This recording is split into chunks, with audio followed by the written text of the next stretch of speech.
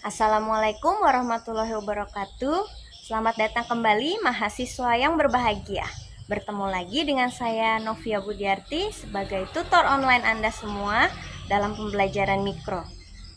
Di sesi ini yaitu sesi ke-6, materinya adalah keterampilan memberikan penguatan dan variasi. Di submaterinya kalian akan mempelajari jenis-jenisnya, prinsip, serta variasi yang akan kalian bawakan dalam penguatan di kelas.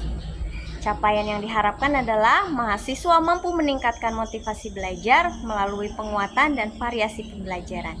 Jangan lupa dibaca tugasnya dengan baik, dikerjakan, forum diskusinya juga, dan juga materi pengayaannya.